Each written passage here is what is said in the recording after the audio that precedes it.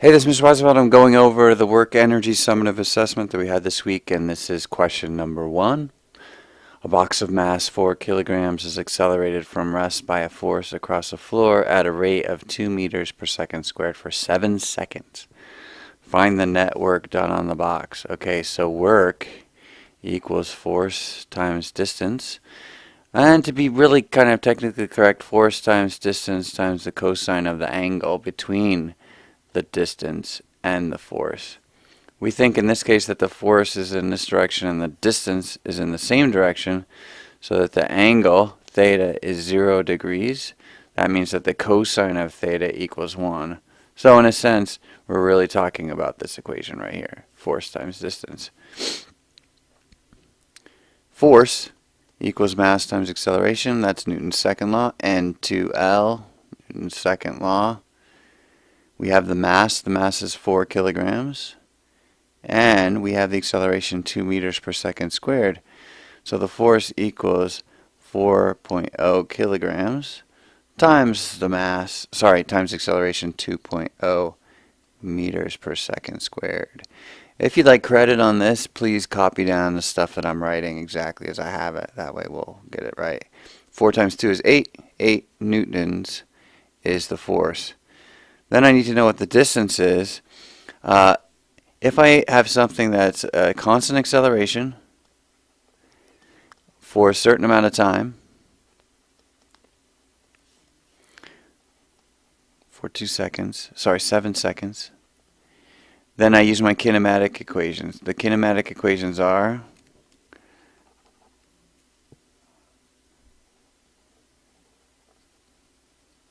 as follows.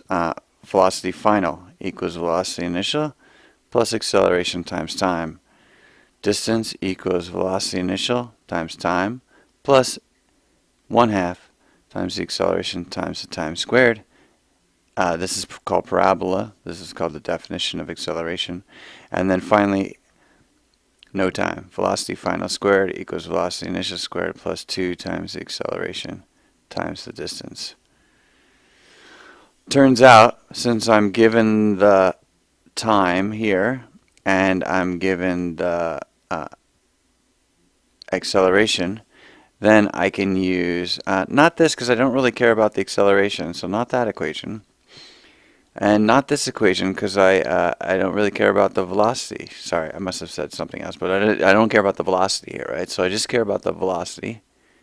So I'm going to use this equation, and especially because I know that the velocity initial equals 0. So what I get is the distance that this thing is traveling as it's being accelerated across the floor equals 1/2 a t squared. So that means distance equals 1/2 times 2.0 meters per second squared times the time squared, so 7.0 seconds squared. That gives me 49 meters. The net work done on the box is then work equals force times distance, which equals 8 newtons times 49 meters. And I can do that here with my calculator. 8 times 49 equals 392. So 392 equals 392 joules. Joules, that's the units for work. Newtons times meters or joules. So 392 joules. That's the answer for number 1. The work done when you push a box across the floor. Let's go on to question 2. A baseball is traveling 32 meters per second and is caught in a fielder's glove. The fielder's glove moves backward 25 centimeters when the ball is caught. What's the average force exerted by the ball on the glove? So what we've got is energy of the ball is equal to the work that the glove does on the ball, like accelerating the ball or stopping the ball in the glove. So here's the ball coming at you fairly fast. Your glove here is going to catch the ball. The glove is going to move a certain distance with your hand in it as it catches the ball. and you are applying a force as you're catching the ball. That force times that distance equals work, and that is what removes the kinetic energy from the ball. Basically, you're catching the ball. Okay, so let's start with the mass of the ball. The mass of the ball is 145 grams, but we don't really use grams in our problems. So we've got 1 kilogram is equal to 1,000 grams. So we get 0.145 kilograms for the ball. The kinetic energy of the ball is given by 1/2 times the mass times the velocity squared, which equals 1/2 times 0.145 kilograms times the velocity squared, which is 32 meters per second squared. I can type this in my calculator here. Let's see what we've got. We got equals, 0.5 times 0.145 times 32 squared equals 74.24.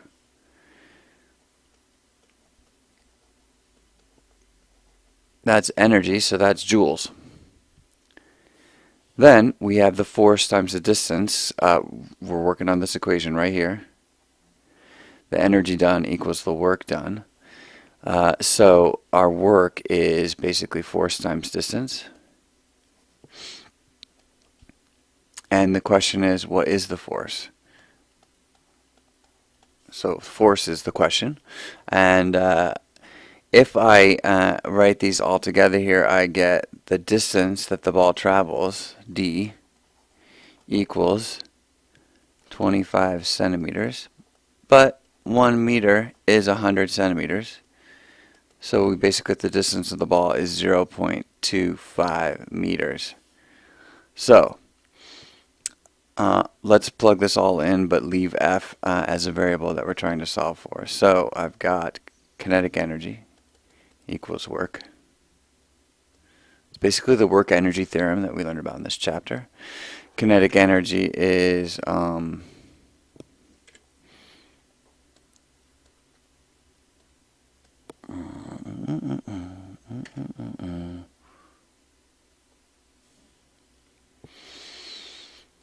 mv squared equals force times distance. Rearrange that a little bit. You get 1/2 mv squared divided by the distance equals the force. From up here we had 74.24 joules.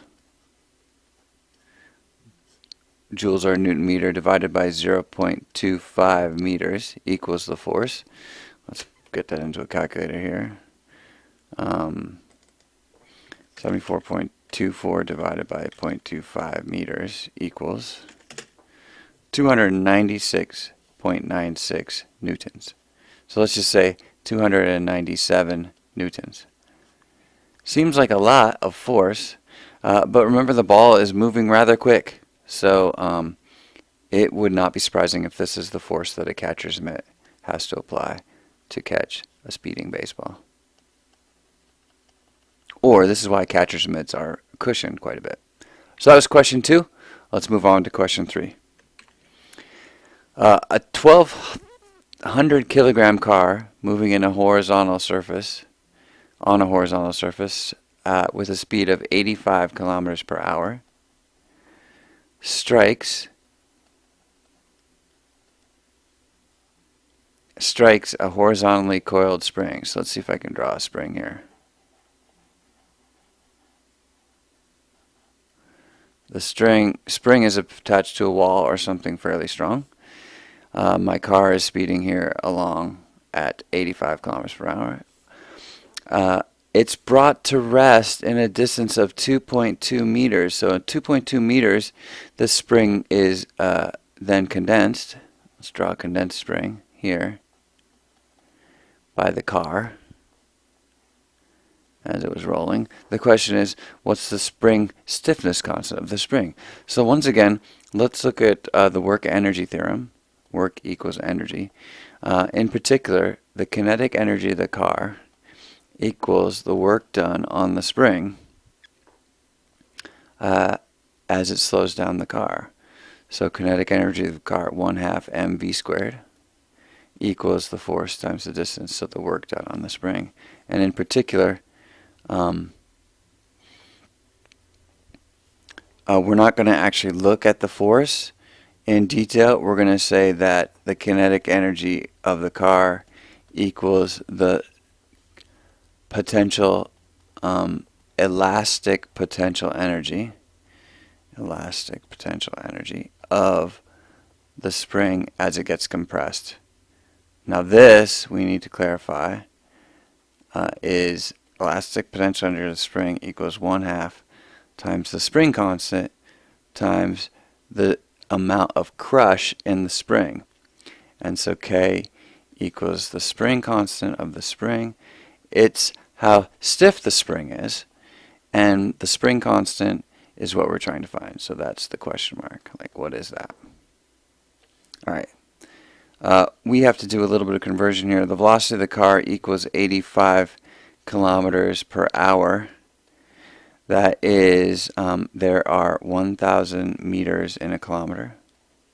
We're converting this to meters per second. And 1 hour is 3,600 seconds. And so once we multiply that out, let's get our calculator here. 85 times 1,000 divided by 3,600 equals 23.611. So 23.6111 meters per second.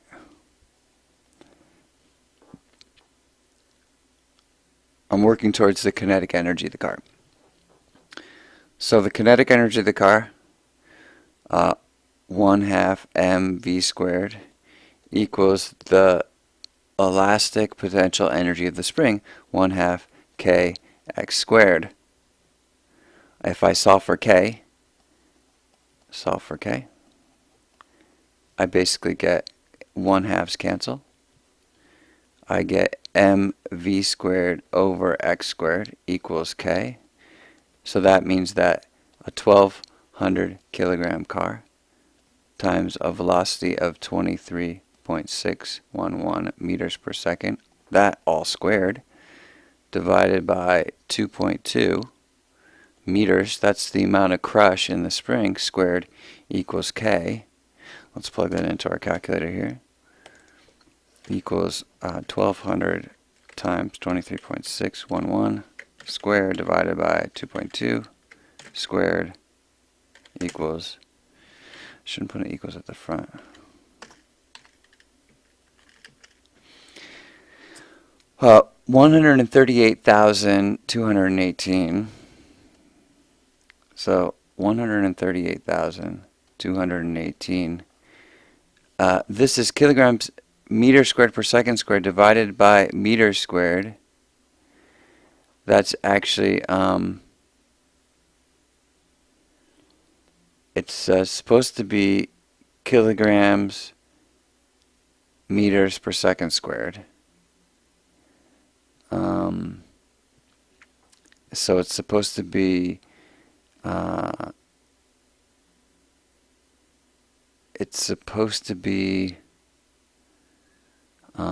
newtons per meter, and what you get when you get newtons per meter, you get kilograms meters per second squared divided by meter, so you get kilograms per second squared. So the units are checking out here, and this is 0.135 newtons per meter. So that equals, let's say it's 1.4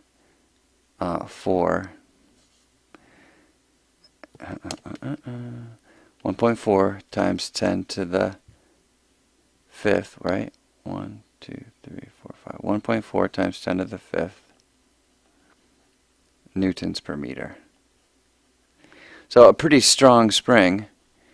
That means every meter that you push on that spring, it's pushing back with approximately 140,000 newtons. Car's moving, the car's pretty big and it's moving pretty fast, so I would expect a pretty big number here.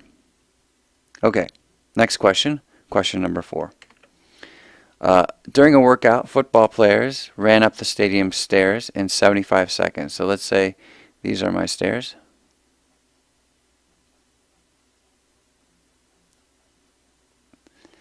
They got to the top in 75 seconds. Let's say that the distance up the stairs is 83 meters. So this distance along the stairs was 83 meters. Furthermore, let's say that they are inclined at an angle of 33 degrees. The players have a mass M of 82 kilograms. What was the power output on the way up? Ignore friction and air resistance. Suffice it to say that we have a few equations for power. The power is the change in energy over the change in time. Let's see, which is also equal to the change in work over the change in time, because work is equal to energy. Power is also equal to force times distance. So pushing something or causing a mass to accelerate over a certain distance divided by time. And we also have that power equals force times velocity divided by time. Sorry, just force times velocity, because distance divided by time is velocity. There are really 3 or 4 ways of calculating power. And I talked to a few of you. There are some ideas out there. But let's look at what it would take to just take a mass, M, and move it up against gravity in a certain amount of time. The work done on that, so pulling that mass up, the mass has a force on it, mg. And you would have to pull with an opposite force, F, equal to mg. So the force you're really doing, getting these football players up a certain distance d, let's say the distance d I have to move them up is over here. The force is really their mass times gravity. The distance is a little tricky. The 83 meters is the distance up the stairs, along the stairs, but really every time I go horizontally I'm not doing any work in the physics sense. I'm only doing work on the vertical portions of the stairs. If you look at each vertical portion of the stair, I think you can see that the vertical portion is just 83 meters times the sine of 33 degrees. That's the real distance that I'm moving them up against gravity. So in reality, what I've got is, if power equals work divided by time, change in work divided by time over here, right? What I've got is force times the distance divided by time, which is really mg times 83 meters times the sine of 33, all divided by the time, which in this case 75 seconds.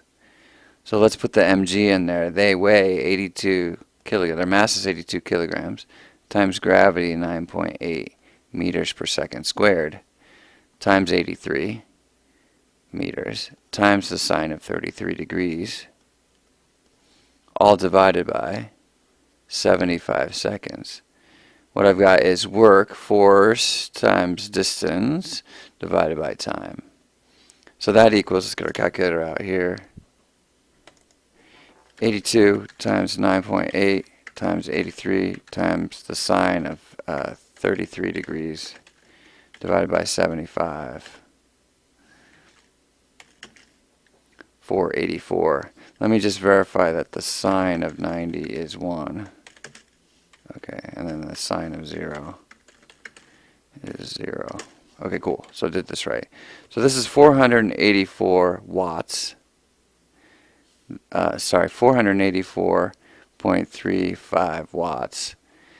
You could shorten that to just be 484 watts, almost a half a kilowatt, moving a football player up some stairs. All right, so that was it for the work energy summative assessment answer key. Notice there's an extra credit problem. I'm not going to do those for you. You have to do those on your own and then submit those to me and see if we get some credit for those. Hey, thanks for listening. Bye.